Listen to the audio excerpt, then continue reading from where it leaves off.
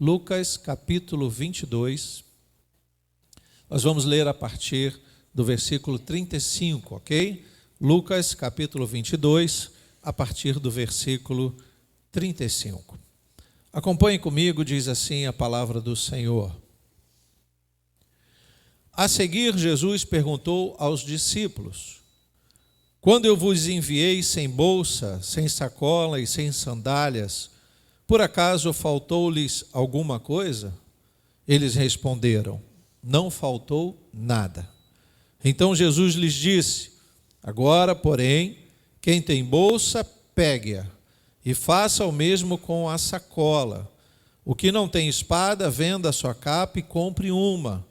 Pois eu lhes digo que é preciso que se cumpra em mim o que está escrito: ele foi contado com os malfeitores. Pois o que a mim se refere está sendo cumprido. Então lhe disseram: Senhor, aqui estão 2 espadas. Jesus lhes respondeu: basta. Vamos orar. Senhor Deus e Pai, nós te louvamos e te agradecemos pelo privilégio de podermos ler a tua palavra, ouvir a tua voz nesta manhã.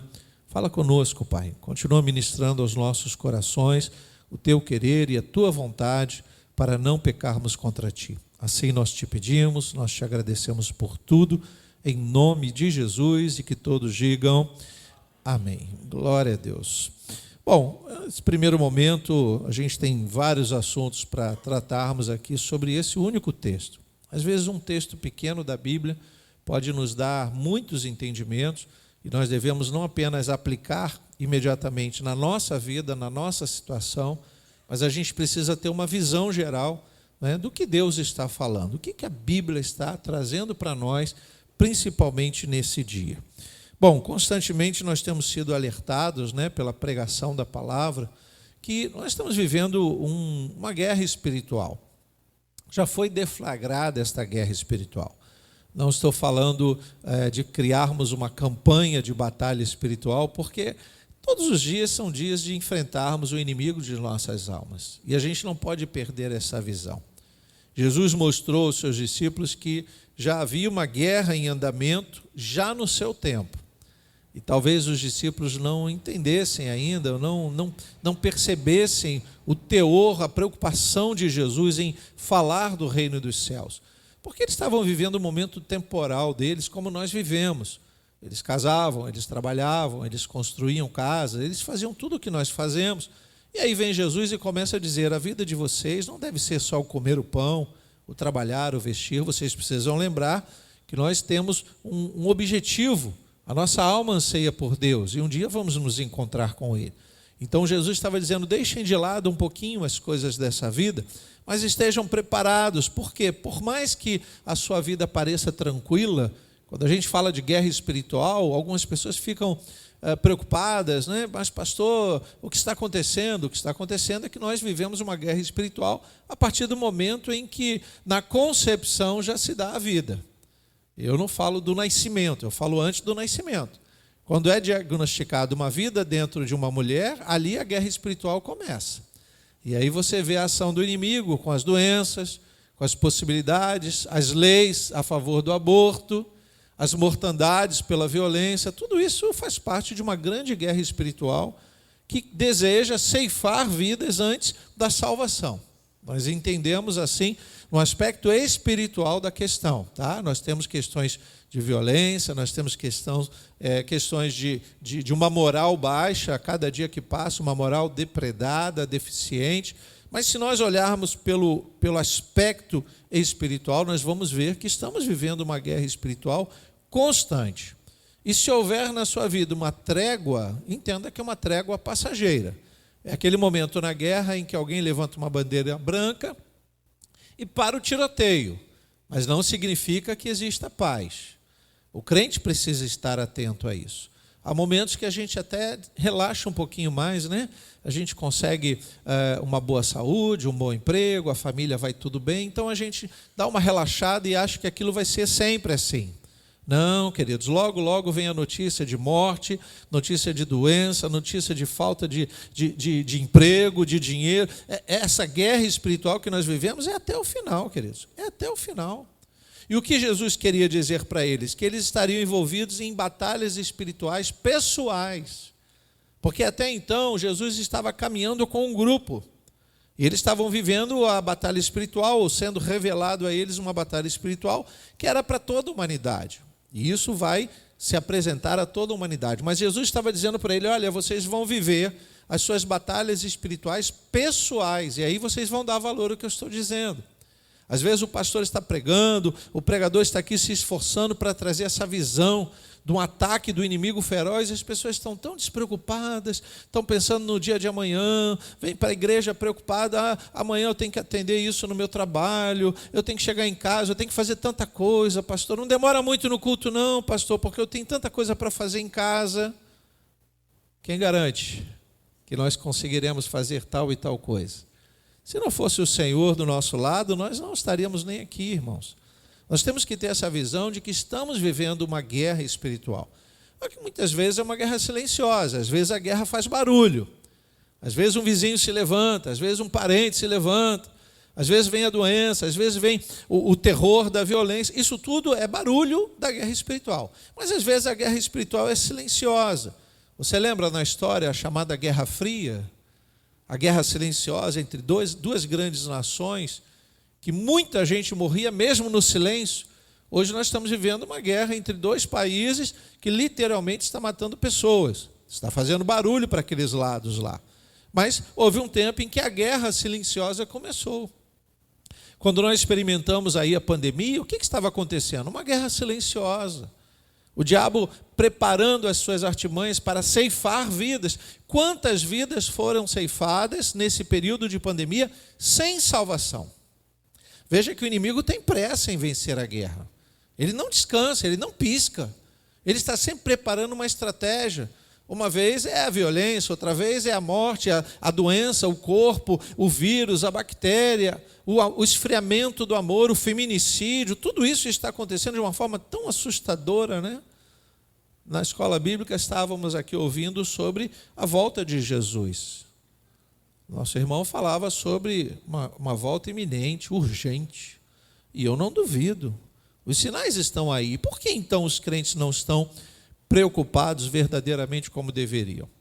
Essa guerra espiritual, ela começa desde a criação, ou melhor dizendo, desde a queda do homem. Eu digo desde a criação porque, no sentido bíblico, Gênesis vai dizer que quando Deus cria o homem, a serpente já havia sido criada. É uma questão apenas de entendimento da cronologia dos fatos.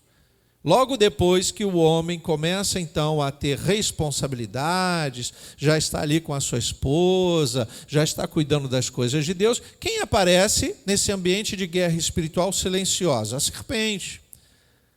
Não havia ainda uma guerra travada. A serpente não puxou nenhuma espada para Adão. Ela trouxe a palavra. E essa palavra foi suficiente para proporcionar uma queda. E a serpente já estava preparando os ataques da guerra, porque a guerra não começa com o tiro do canhão. A guerra começa quando alguém coloca no coração o desejo de prejudicar o outro. E aí a guerra espiritual já está deflagrada desde lá no paraíso, irmãos. Uma guerra invisível, silenciosa no paraíso. Logo depois o homem é expulso do paraíso e aí a guerra não termina mais. E às vezes a gente percebe que a igreja, o ser humano que entende sobre a criação, o que Deus fez, como Deus quer ser exaltado através da sua criação, às vezes parece que a humanidade está meio dormindo, sabe? Não está muito atenta ao que está acontecendo. Coloca desculpas e álibis nos outros homens, nas outras nações, mas é uma guerra espiritual em andamento. A culpa não é de A, B ou C, a não ser do pecado, da desatenção do ser humano com relação a essa guerra. E Jesus vai tentando dizer isso no texto que lemos. Jesus vai começar a falar, estamos vivendo uma guerra geral, mas vocês agora, discípulos, vão experimentar de guerras pessoais. As batalhas pessoais nos fazem dar mais valor às palavras de Deus. Eu não sei como você chegou à presença de Jesus, como foi sua conversão, mas a minha foi exatamente assim. Eu ouvia falar de uma guerra espiritual geral, mas não dava a menor atenção ao assunto. estava vivendo muito bem a minha vida, os meus projetos, meus objetivos, trabalhando, família, muito animado, com saúde, até que veio uma batalha pessoal. Até que eu comecei a enfrentar alguns problemas e alguém me disse: você está vivendo a sua batalha espiritual pessoal. Você decide se quer vencer ou se quer sucumbir ao inimigo. E aí, graças a Deus, a palavra de Deus entrou no meu coração e eu decidi me posicionar através de uma vida espiritual que eu tinha e nem lembrava que tinha. Quantas pessoas nem lembram que a nossa vida é passageira demais? Muitos estão vivendo assim nessa situação. E aí há um episódio aqui no texto de Lucas que me chama muita atenção, lá no versículo 45, aí mesmo de Lucas 22, que diz assim, você lembra desse episódio? Versículo 45, levantando-se da oração, Jesus foi até onde os discípulos estavam e os encontrou dormindo de tristeza. Olha aí, versículo 46, e disse: por que vocês estão dormindo? Levantem-se e orem para que não caiam em tentação. É aquele momento que Jesus está no Monte das Oliveiras, um pouquinho antes de ser preso, e ele vai então separando o momento para conversar com Deus, leva os seus discípulos, deixa eles ali acampados, fiquem aqui, vão orando, que eu também vou mais adiante, eu quero conversar com meu Pai, mas em particular, e aí Jesus se distancia. Quando ele volta, os discípulos estão dormindo, em alguns textos fala apenas que eles estão cansados, mas o texto de Lucas, ele vai se aprofundar um pouquinho mais e vai dizer que esse sono que eles estão sentindo, e aí tem uma palavra que devia chamar a nossa atenção, é que eles estão vivendo tristeza. Que tipo de tristeza é essa que eles estão vivendo? Penso eu que é a expectativa que não existe mais. Algo está para acontecer que eles já vão percebendo e trazendo então ao sentimento uma tristeza. Vamos imaginar você com um grande projeto, você está para entrar num novo emprego, está tudo certo, fez a entrevista, mandou os documentos, você está animado, sabe? Você está naquela euforia, aquela alegria de um novo emprego. Mas aí chega uma correspondência, um e-mail dizendo que está faltando um documento que você nem tem. E que se você não apresentar até o dia tal, você perde a vaga. Pronto. Aquela euforia já é jogada para baixo. Sabe o balde de água fria que a gente ganha da vida? Estou usando o exemplo de um emprego, mas pode ser de qualquer situação. Uma mãe que acaba de ter um filho, bebê, está animada, deu tudo certo, daqui a pouco a criança chega em casa e começa a espirrar, começa a gritar, começa a sentir febre. Olha aí, balde de água fria num momento tão feliz. São situações, queridos, que às vezes a gente não se prepara. Lógico, ninguém está preparado para essas adversidades, mas não podemos nos esquecer que estamos vivendo uma guerra espiritual constante, estamos em guerra. O que devemos fazer? Curtir o momento. Sabe o soldado, enquanto o inimigo não atira, ele está no rancho, ele está comendo, ele está se divertindo, ouvindo música, mas não se esqueça que você está numa guerra. Se você cochilar, o inimigo não vai perdoar. Ele não perdoa. E aqui os discípulos estão, então, num campo de batalha e não estão vigilantes o suficiente. Porque Jesus vai trazendo uma expectativa como se aquele momento nunca acabasse. Que eles seriam sempre unidos, juntos, 12, mais Jesus, mais suas famílias, e onde Jesus estivesse haveria multiplicação de pão, haveria cura, expulsão de demônios. Eles estão vivendo um momento maravilhoso que eles nunca experimentaram. E um pouquinho no momento da ceia, Jesus começa a falar em morrer, começa a falar em se entregar, começa a falar que as ovelhas ficarão dispersas. O que ele está alertando? Uma guerra que estava sendo travada há muito tempo, mas que agora ia atingir cada um deles. E eles não tiveram esse entendimento de manter-se na euforia, de prosseguir com o projeto de salvação para suas famílias, para seus amigos. O que eles fizeram? Eles foram com Jesus para o jardim. Mas havia ali um misto de cansaço e, como diz Lucas, de tristeza. Ora, quem está na guerra não pode dormir. Se dorme e o inimigo apanha, ele não espera sobreviver. O inimigo é cruel.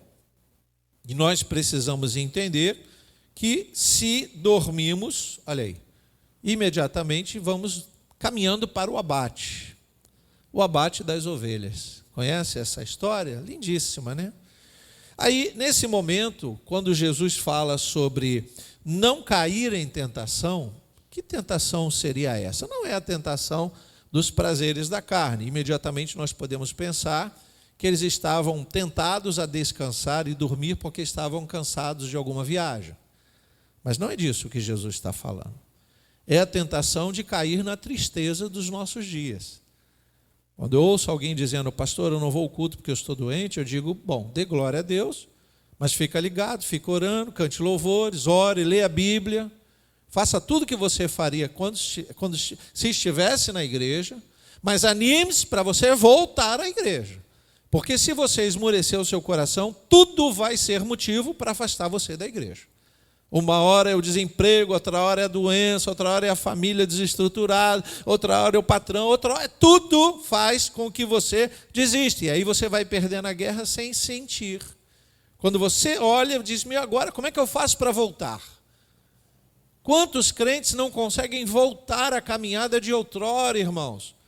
Porque estão perdendo a guerra, porque nunca se posicionaram para lutar. E isso aqui é interessante, que quando Jesus vai falar sobre aquele que não vigia, ou aqueles que não estavam vigiando, antes eles estavam cedendo à tentação da carne e começaram então a dormir. Esse sono pesado de tristeza. Vamos imaginar um momento de depressão. Aqueles que estudam a depressão vão dizer que o primeiro sinal da depressão é ficar calado, é cabeça baixa, não quer falar muito, não tem ânimo para nada, tem gente que não come, tem gente... O que é isso? Em algum momento, agora no aspecto espiritual, não psicológico, em algum momento, essa pessoa se deparou com a tristeza da sua vida. Alguma ruptura com aquela alegria, com aquele entusiasmo. Eu estou tão animado, eu vou fazer minha faculdade, eu vou trabalhar. Esse ânimo dos projetos da vida precisam nos seguir até o final, irmãos. Do contrário, nós vamos vivendo esse sono da tristeza, sabe? Tem pessoas que não se animam para mais nada. Elas estão tão decepcionadas com a vida, com os outros ou com ela mesma, que ela não tem mais ânimo, então dormem acordados. Você conversa com pessoas que estão trabalhando, mas não tem mais ânimo, não tem mais projeto. Provavelmente não perceberam que estavam numa guerra e não se prepararam para lutar essa guerra. Alguns teólogos vão dizer que esse momento da tristeza que Lucas cita é que eles estão vivendo o luto antecipado. Sabe o que é o luto antecipado? É quando Jesus vai dizer que ele vai morrer. Na ceia ele fala sobre isso. Eu vou morrer. Eu vim para morrer, eu vou me entregar, o meu corpo vai ser distribuído, meu sangue vai ser derramado. E ele começa a falar de morte o tempo todo e os discípulos começam a ficar então assustados. No sentido de, e agora, o que vai ser da gente? A gente largou a pesca, largamos família, largamos nossos projetos, a gente está seguindo Jesus e agora ele não vai estar mais conosco. E o que vai acontecer? Eles estão vivendo luto antecipado, só que com um detalhe. Jesus ainda estava com eles. Por isso eu chamo de luto antecipado. É como aquelas pessoas que quando alguém adoece, o outro já pensa, ele vai morrer e o que vai ser da minha vida? Ele não coloca a esperança à frente, ele coloca o desespero. E aí já vai vivendo o luto, a tristeza já o abate. Perde o sentido, perde a direção, não tem mais projetos, porque tudo ficou estagnado. Vamos prestar atenção nisso, queridos, porque nos últimos dias nós estamos conhecendo muitas pessoas que estão vivendo como se Jesus não existisse mais. Como se Jesus estivesse morto. Ele não está morto, ele ressuscitou. Você pode dizer glória a Deus por isso? E a palavra ressuscitar, no sentido mais teológico, só se aplica a Jesus. Foi bem explicado hoje na escola bíblica. Todos os outros reviveram, porque logo depois morreram de novo. Todos aqueles que reviveram morreram de novo. Jesus, não. Está vivo, diga glória a Deus por isso. Ele ressuscitou. A palavra ressuscitar só se aplica verdadeiramente a Jesus. A gente diz fulano ressuscitou. Não, fulano reviveu. Porque ressuscitar só se aplica a Jesus. Foi o único que venceu a morte e nos dá esse poder de vencer também. Então o fato de Jesus ir lá e acordar, dizendo, olha, vocês têm que estar atentos, estamos vivendo uma guerra espiritual. Você não pode cochilar. Eu trago isso para os nossos dias e a gente olha a igreja cochilando mais do que está acordada, irmãos. A preocupação com as coisas dessa vida está muito além das preocupações que deveria ser sua vida espiritual. Eu não digo que você vai viver no mundo espiritual, porque nós não estamos no mundo espiritual. Nós compartilhamos, sabemos que o mundo que nós fomos criados é um mundo espiritual, é um mundo eterno, mas nós vivemos no mundo passageiro, material, físico, fraco, cheio de pecados.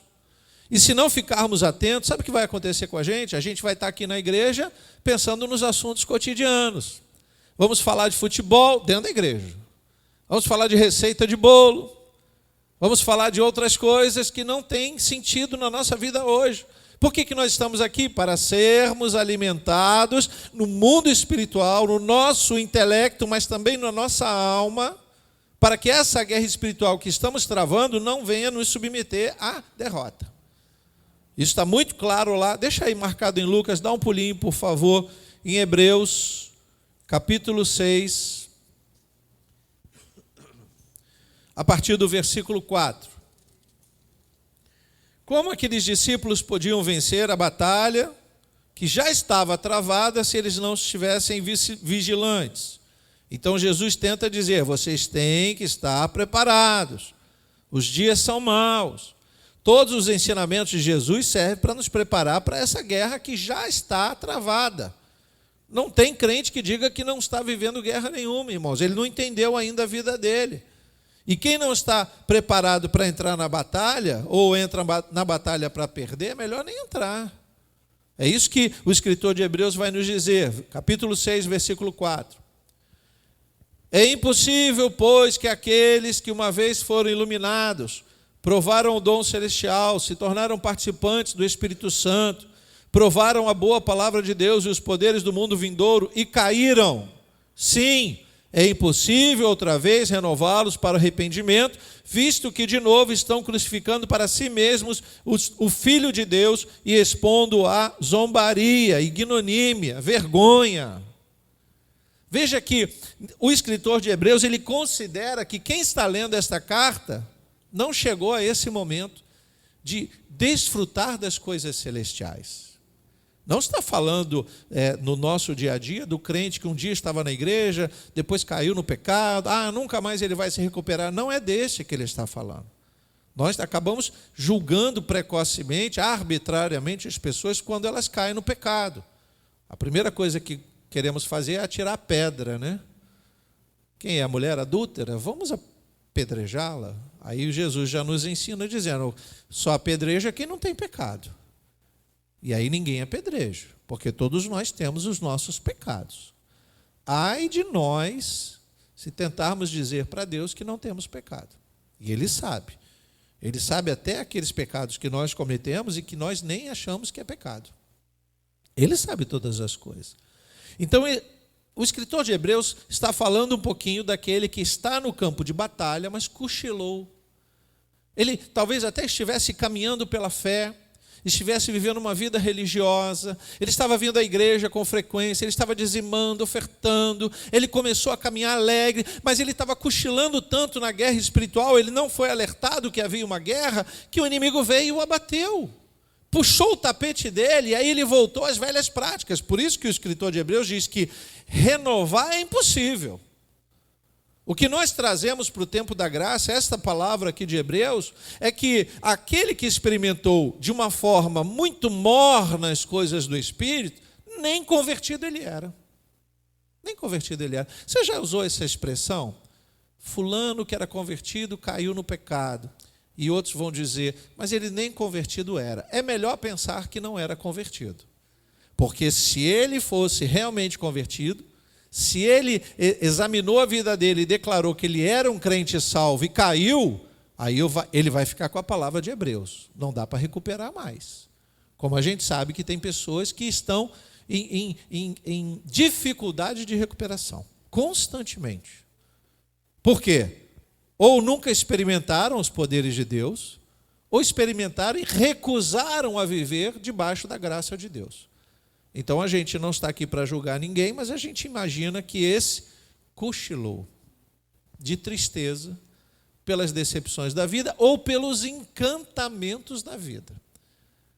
Por exemplo, nesse momento que os discípulos dormem, a palavra de Deus diz que quem não está com eles, literalmente é Judas, o Iscariotes. Porque Judas estava lá negociando entregar Jesus, lembra? Ele participa da ceia, Jesus diz, o que tem que fazer, faz logo. Ele sai da ceia, vai resolver as suas questões pessoais. Como ele era o tesoureiro do grupo, alguém pode ter pensado que ele foi comprar alguma coisa, pagar algum imposto. Não, ele estava lá no meio do sinédrio negociando vender Jesus. E dá o sinal, vai ser um beijo. No momento em que Jesus está orando, um pouquinho antes de ser preso, Judas não está lá. Então Judas não dorme. O sono de Judas é um sono espiritual.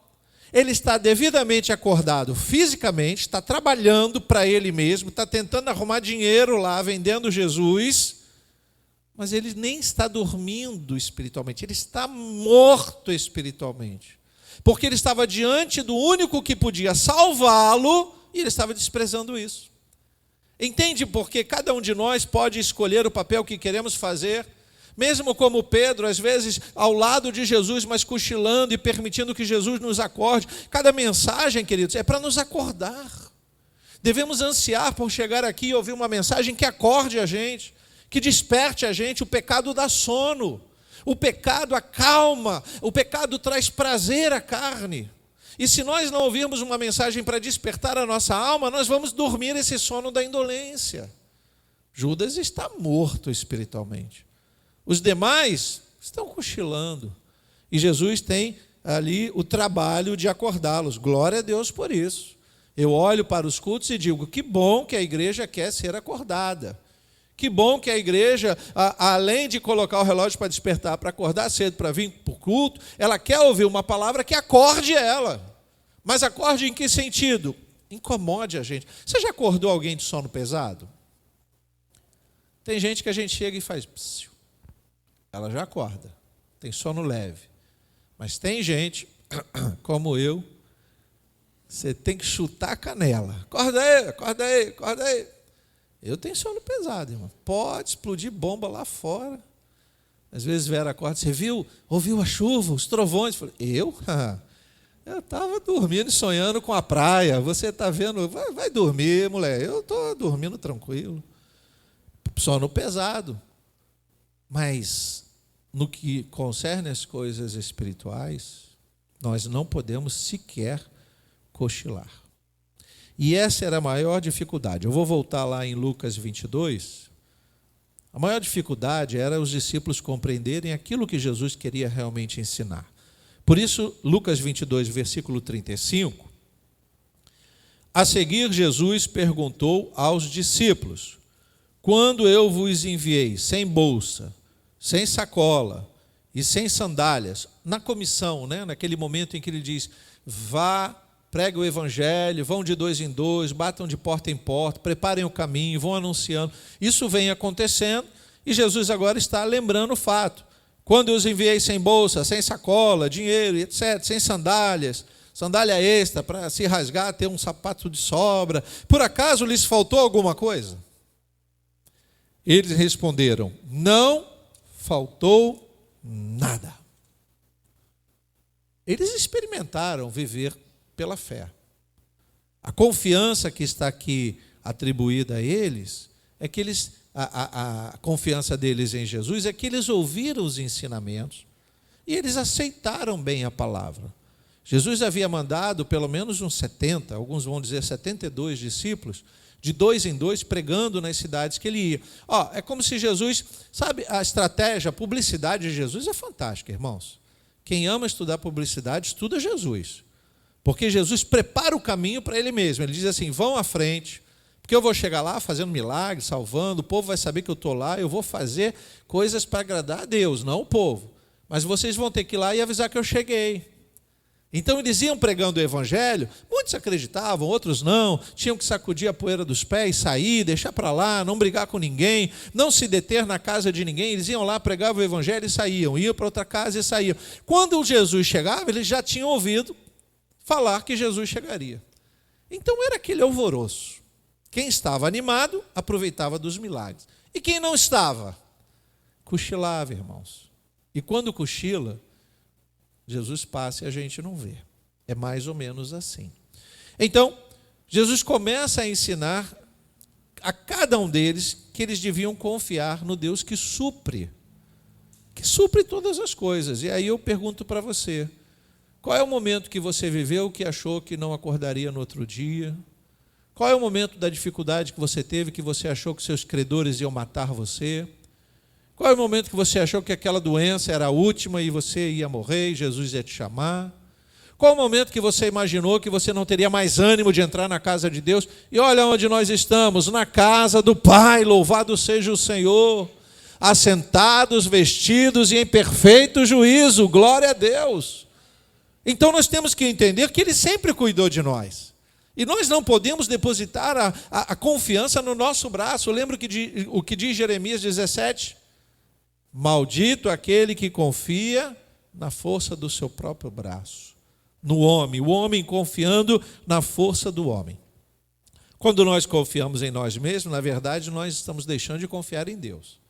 Quando a gente confia no nosso dinheiro, na nossa saúde, na nossa inteligência, no nosso conhecimento, é uma prova de que nós não estamos verdadeiramente confiando em Deus. E aí entra a questão da batalha espiritual que a gente vai acabando cochilando e não percebe que estamos vivendo. Bom, nada disso que eles precisavam levar, sandália, dinheiro, calçado extra nas viagens. Jesus estava dizendo, vão, confiem que eu vou suprir vocês. E aí ele pergunta agora, lembra quando eu enviei vocês sem sandália, sem bolsa, né? Sandália extra, sem sacola com provisão? Lembra que eu disse que vocês iam ser sustentados por mim? Eles vão dizer sim. Faltou alguma coisa? E eles respondem, não, não faltou nada. Agora, eles estão sendo acordados por uma guerra espiritual individual. E aí eles precisam estar atentos. E nesses dias que a gente vê tantos sinais da volta de Jesus, a palavra é individual, queridos.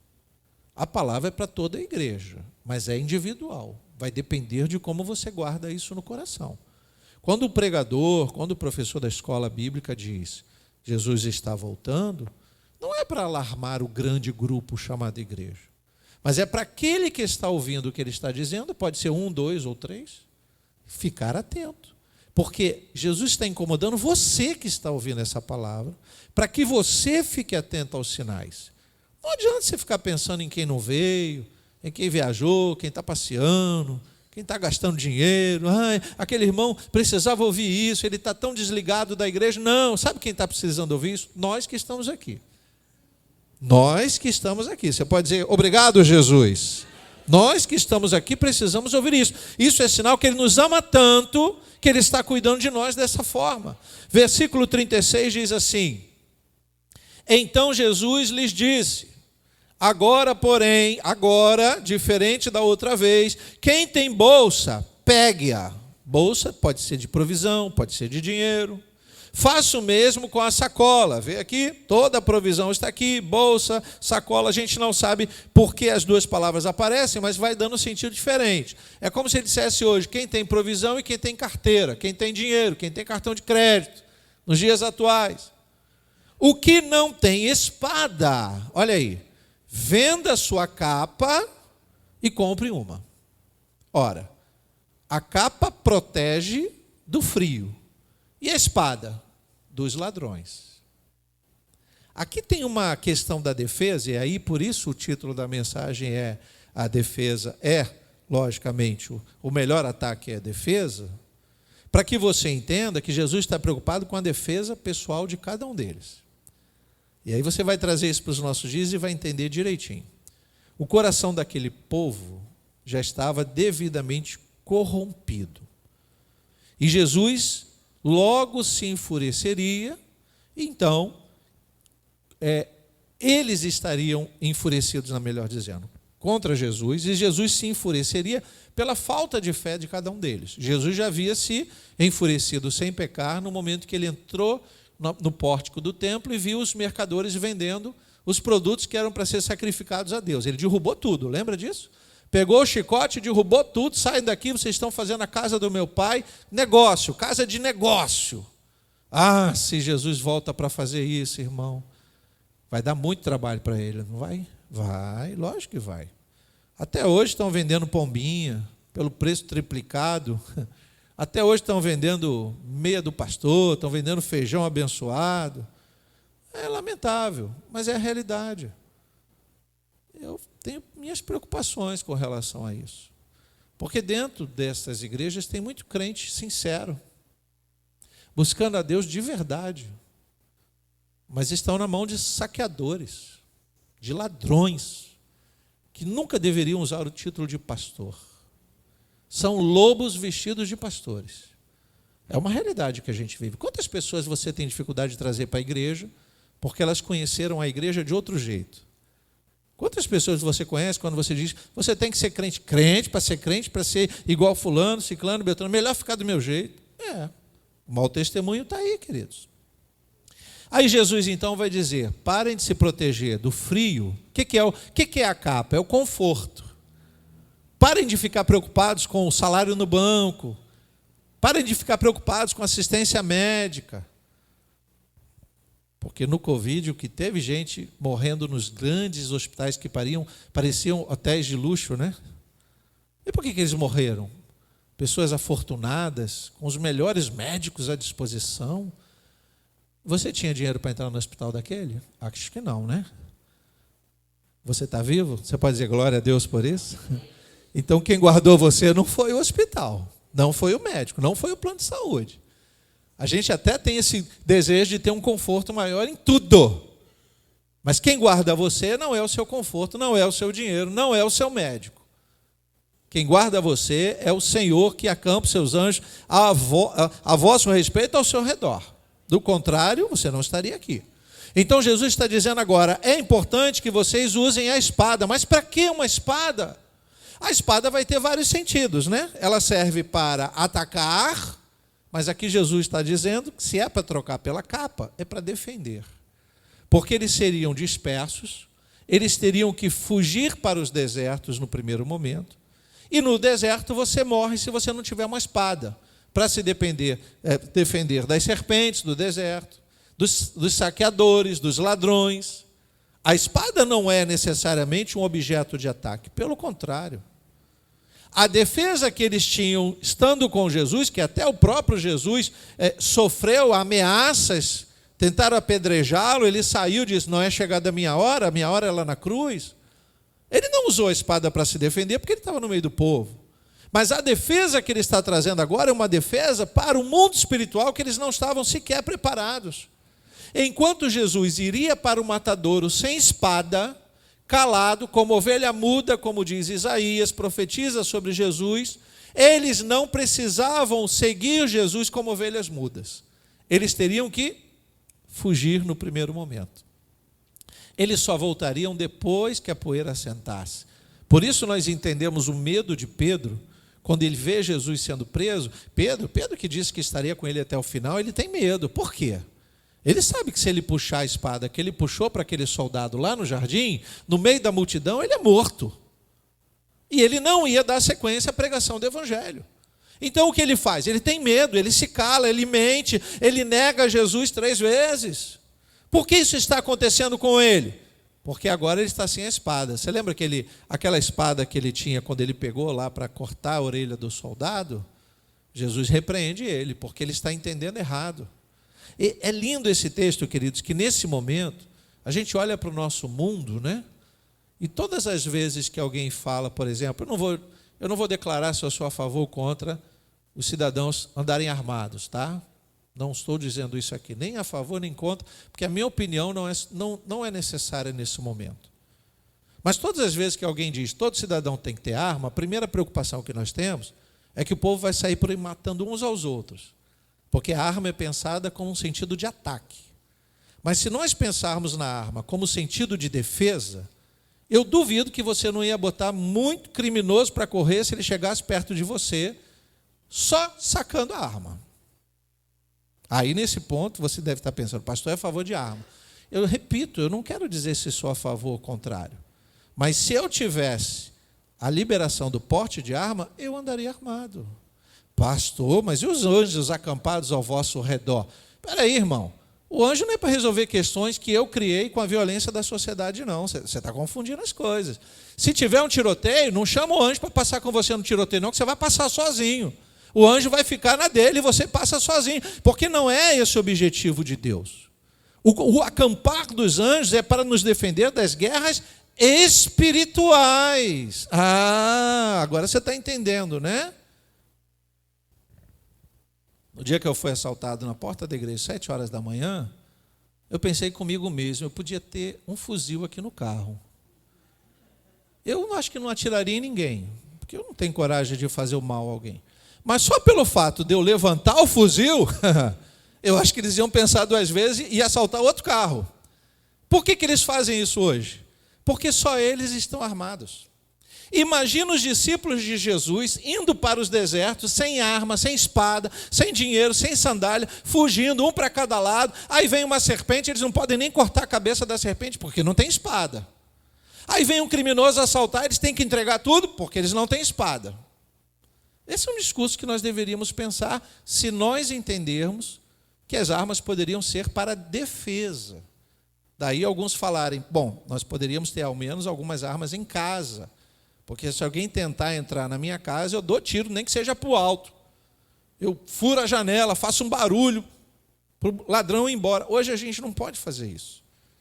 Você sabe que se você matar um ladrão na sua casa, você pode ir preso, pode ser condenado. Você, tranquilo na sua casa, na casa que você comprou com o seu dinheiro. Ele não. Ele sai. Se ele for atingido pela bala, você vai ser processado. Da onde você tirou essa arma?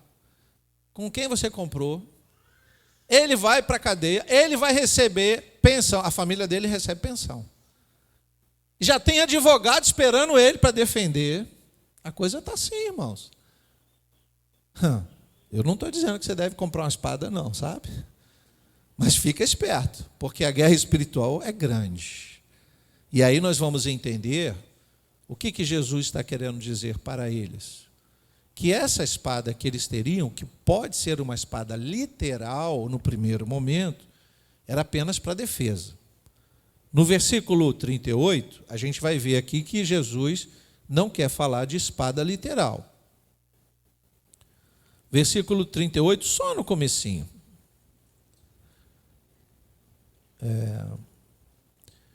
Então lhe disseram, Senhor, aqui estão 2 espadas. Bom, a gente vai entender que Jesus fala do compre a capa, né? Ou venda a capa e compre uma espada. Jesus vai deixando eles alertas para o que vai acontecer. Eles vão sair dispersos para o deserto e não vão estar providos de defesa. Então, nesse momento, Jesus está alertando eles. E alguém no meio dos 12 ali vai dizer, ei, nós já temos pelo menos 2. Mas como se fosse para usar em defesa de Jesus. Jesus não precisa de defesa, irmãos. Quem precisa de defesa somos nós. Às vezes a gente vê crente tentando defender o evangelho do jeito errado. Você não tem que brigar pela sua fé. Você tem que ter fé. Você tem que ter convicção de que você é um crente verdadeiro, que você é salvo, que a sua família é liberta e salva por Jesus. Isso é uma convicção que você tem que ter no seu coração. Não abra mão disso, hein? Independente se as situações mostram o contrário. Leva isso até o final, porque se você tiver isso no seu coração, você vai ter condições suficientes de pregar o evangelho a toda e qualquer criatura. Do contrário, se você não acredita na sua salvação, você não vai levar a salvação para ninguém, porque você não acredita nem na sua. Aí eles vão pensar então nos recursos deles para fazerem a defesa. Nós temos aqui 2 espadas, misericórdia. Olha a resposta de Jesus. O Senhor lhes respondeu, aí continuando o versículo 38 na parte B, Jesus vai dizer, basta. Aqui tem um detalhe interessante, porque a Bíblia não tem ilustração, né? Se pudéssemos ilustrar Jesus dizendo basta, eu faria assim, basta. Chega de tolice. Vocês não entenderam nada. Eu estou falando de guerra espiritual e vocês estão pensando em atacar os outros.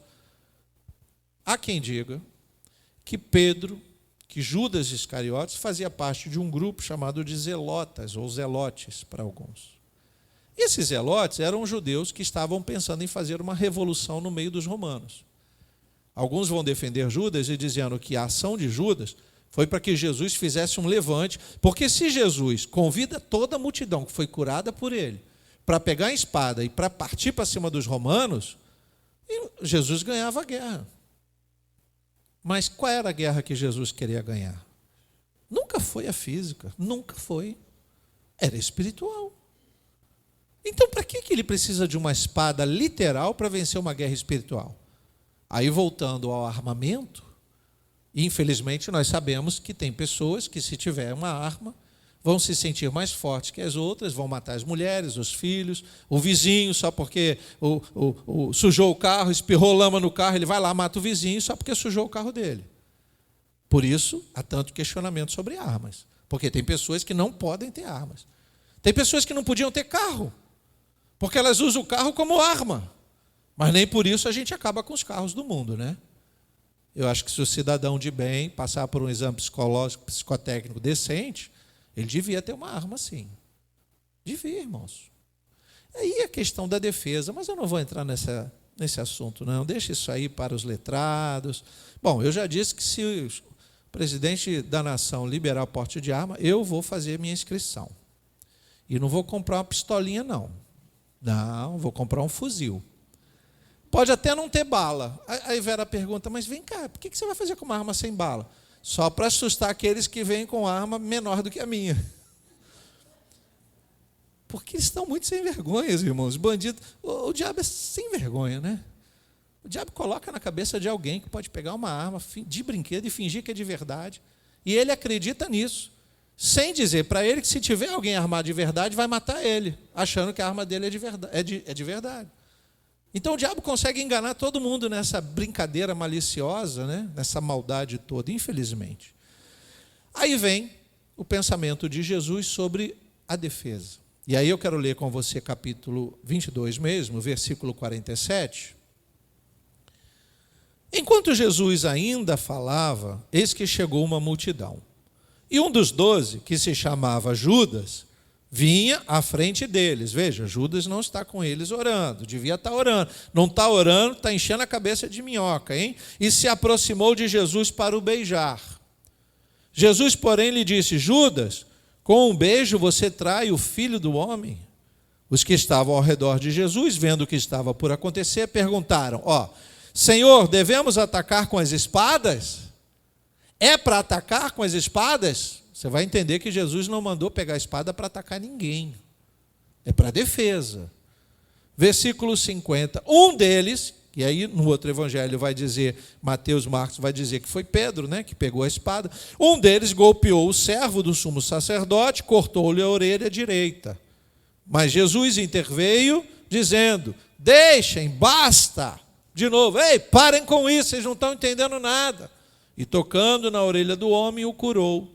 Então, Jesus disse aos principais sacerdotes, capitães do templo e anciãos que vieram prendê-lo, vocês vieram com espadas e porretes como para prender um salteador? Eu não ando armado. Eu não ando por aí saqueando ninguém. Por que vocês vieram com armas para me prender? Veja a defesa de Jesus na paz. Versículo 53. Todos os dias, estando eu com vocês no templo, vocês não tentaram me prender. Esta, porém, é a hora de vocês e a hora do poder das trevas. Aquele que vive uma vida pensando no ataque está sob o controle das trevas. É isso que ele está dizendo. Vocês esperaram um momento desnecessário, porque eu sempre estive lá no meio de vocês. Por que vocês não me prenderam lá? Talvez a resposta fosse, porque lá a multidão estava apoiando você, Jesus. Entende isso? Agora, ele está só com alguns discípulos, uns 11 ou menos, e aí eles ainda vão armados. E nesse momento, o pensamento de Pedro é usar da violência. Jesus repreende. Porque se Jesus não curasse a orelha, ele estaria incentivando o uso da arma como violência para atingir as pessoas. Jesus nunca foi a favor. Pelo contrário. Por isso eu não dei minha opinião sobre o armamento. Porque eu tenho minhas preocupações. Tem muita gente que não pode ter um estilingue, irmãos. Não pode ter uma tiradeira, não pode.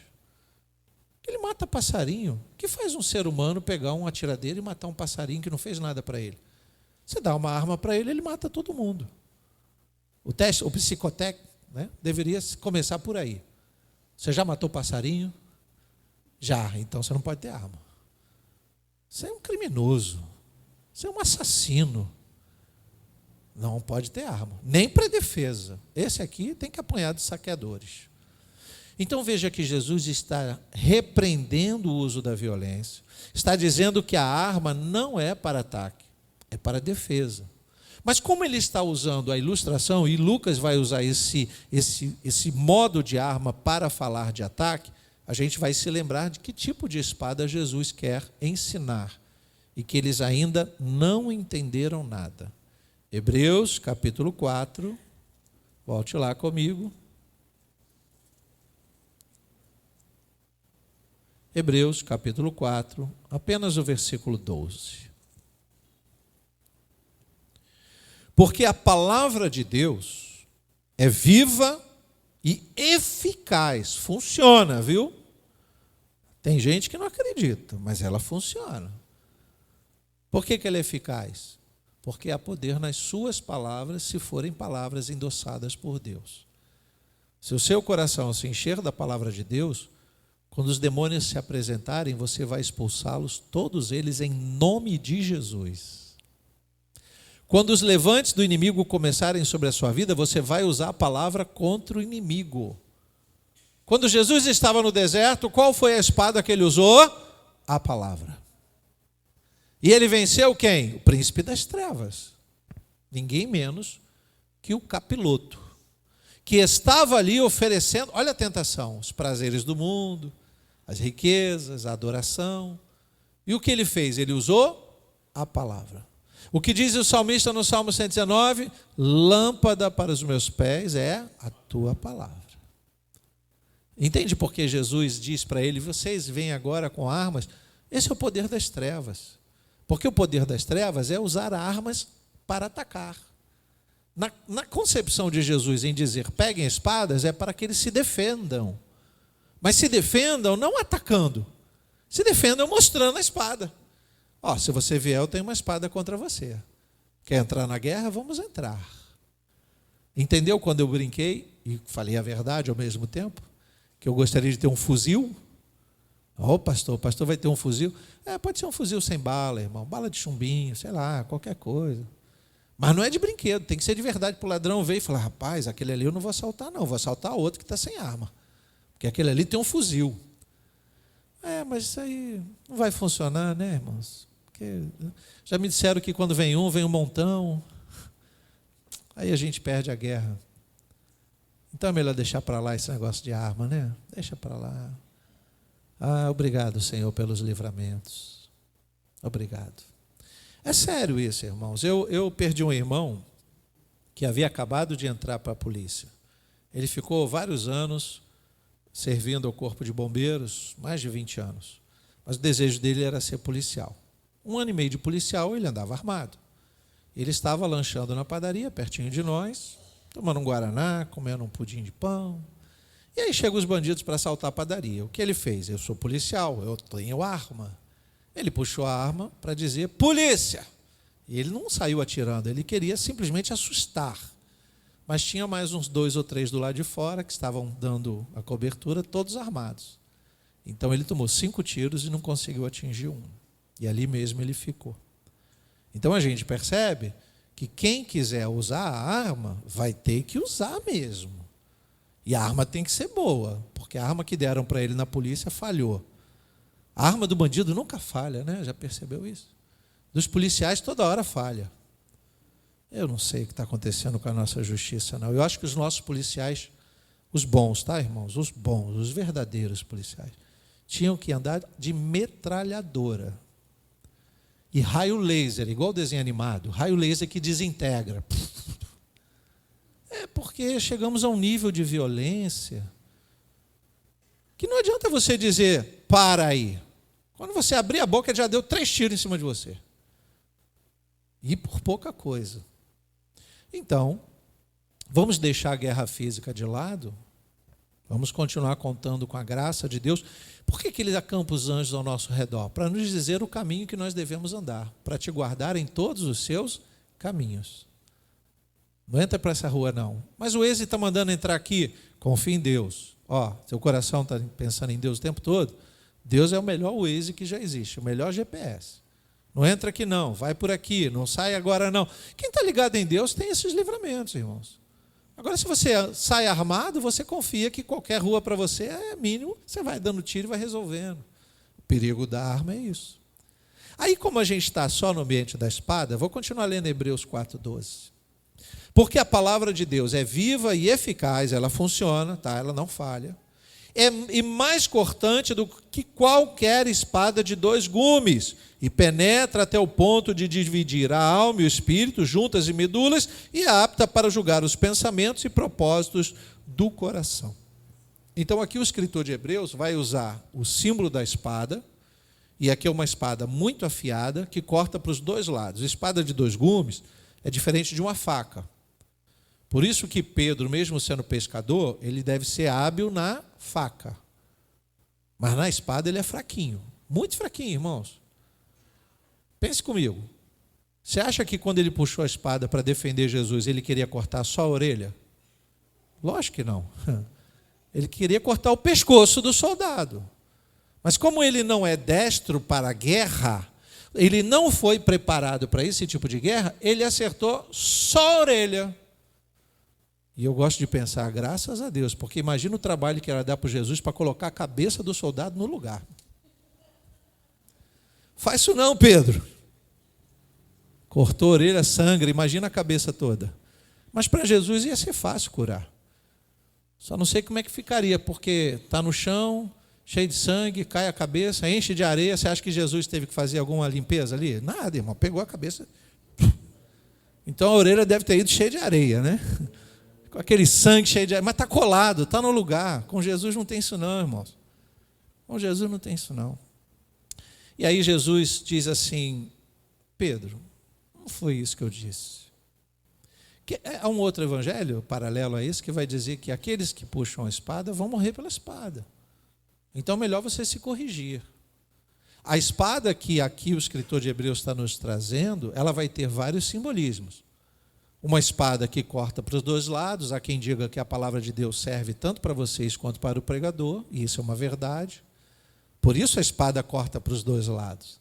Eu estou pregando para os irmãos, mas estou pregando para mim. E ai de mim se não ficar atento, se eu cochilar. Essa espada vai cortar a mim primeiro. Então nós precisamos estar atentos que a palavra de Deus é a ferramenta que devemos usar, principalmente para defesa. Não se usa a palavra de Deus para ataque. Ela é para defesa. Não é nem para atacar o inimigo. Quando a palavra de Deus nos orienta a resistir ao diabo, não é para atacar o diabo. É para resistir ao diabo.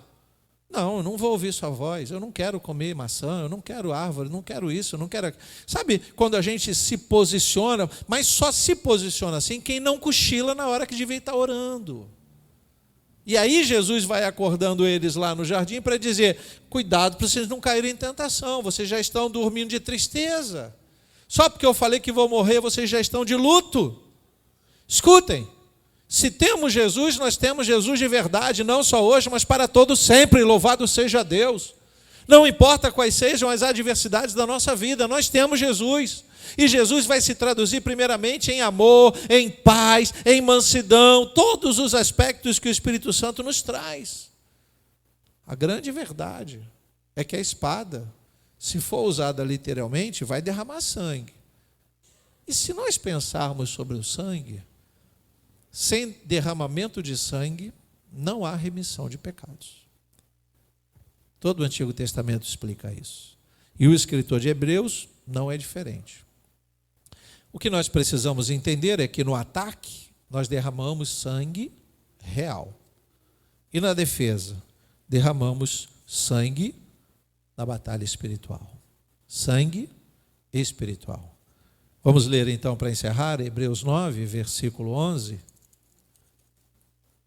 Hebreus 9, versículo 11 nos explica A palavra de Deus era uma espada que daria uma verdadeira defesa. Hebreus 9, versículo 11.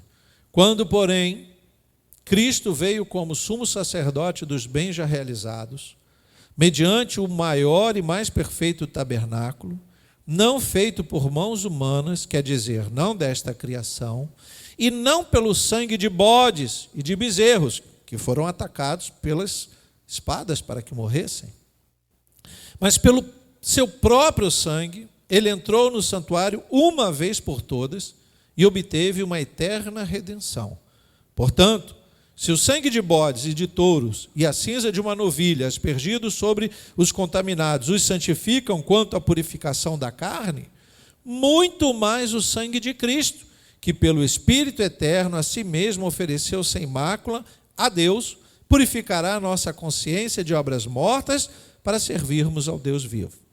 Por isso mesmo, ele é o mediador da nova aliança, a fim de que os que foram chamados recebam a promessa da herança eterna, visto que houve uma morte para a remissão das transgressões que foram cometidas sob a primeira aliança. Porque onde há um testemunho é necessário constatar a morte de quem o fez. Olha aí. Sim, porque um testamento só é confirmado depois da morte de quem o fez, pois de maneira nenhuma um testamento tem força de lei enquanto ainda vive quem o faz. Então, para que Jesus deixasse toda a herança, ele precisava literalmente morrer. O que não estava nos planos do diabo é que ele podia ressuscitar. Enquanto que Pedro, usando a espada, morreria e não ressuscitaria. E se ele morre atacando o soldado na guerra, pode ser que ele perca até a salvação. Poderia perder. Versículo 18. Por isso, nem a primeira aliança foi estabelecida sem sangue, porque havendo Moisés proclamado a todo o povo todos os mandamentos conforme a lei, pegou o sangue dos bezerros e dos bodes com água, lã tingida de escarlate e sopo, e aspergiu não só o próprio livro, como também todo o povo, dizendo: este é o sangue da aliança que Deus ordenou para vocês. Igualmente também aspergiu com sangue o tabernáculo e todos os utensílios do serviço sagrado. De fato, segundo a lei, quase todas as coisas são purificadas com sangue, e sem derramamento de sangue não há remissão. Bom, eu preciso citar um fato real que aconteceu alguns anos atrás, que uma mulher envolvida na política, dita pastora ou sei lá o quê, ela disse que sem derramamento de sangue não haveria paz. Mas ela falava de derramamento de verdade. Ela estava invocando uma multidão a pegar em armas para vencer uma guerra que na cabeça dela existia. Lamentável, né? Não é nem uma teologúmena, é uma energúmena. Porque ela estava invocando a multidão para derramar sangue dos outros. Não levante político aí, não deu em nada. Ela só derramou, foi lágrimas e de crocodilo ainda. A questão é que a literalidade da palavra é: tem que haver derramamento de sangue. Mas não o nosso, nem o de Pedro, nem o dos apóstolos.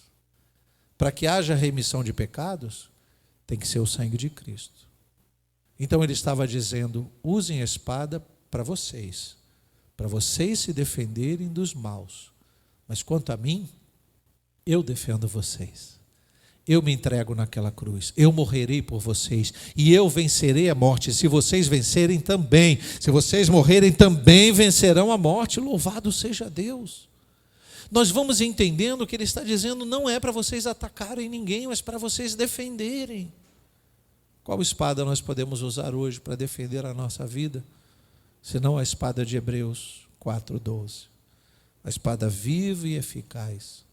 Você entende por que nesse lugar nós dedicamos mais tempo para ouvir a espada do que para nos alegrar com danças, canções que tanto nós gostamos? Nós poderíamos fazer um culto da manhã com 30 louvores e mais oportunidades, e mais, e mais, e mais, e mais. Mas isso não é defesa. A defesa é quando nós nos dedicamos a afiar a nossa espada. Você pode dizer glória a Deus por isso? Afia a sua espada. Nós estamos em guerra. Vamos ficar de pés. Curva a sua cabeça e feche os seus olhos, mas esteja vigilante, porque os dias são maus. Não cochile, irmão. Não fique disperso demais com as coisas desse mundo. Ao fechar os olhos, quebrante o seu coração diante de Deus e peça que esta palavra esteja no seu coração todos os dias, para que você não venha pecar contra Deus. Não se preocupe demais em como atacar, porque você não foi chamado para atacar ninguém. Você foi chamado para defender você, a sua casa, a sua família, as pessoas que você ama. Mas para isso você precisa empunhar a espada que corta para os dois lados. Querido Deus e eterno Pai, nós somos gratos a Ti pela Tua palavra ministrada aos nossos corações. Te pedimos que através dela possamos estar alertas, Pai, quanto a essa guerra espiritual que está travada e que muitas vezes não percebemos ou nos esquecemos dela. Quantas vezes cochilamos, dormimos, ficamos animados demais com as coisas desse mundo, confiando demais na força do nosso próprio braço, enquanto que deveríamos contar com a Tua proteção e os Teus cuidados. Cuida de nós, Senhor. Não nos permita nos desviar nem para a direita e nem para a esquerda. E aqueles que dormem quando deveriam estar orando, desperta-os. Os dias são maus. Que a Tua graça esteja sobre nós. Em nome de Jesus oramos, que todos digam amém.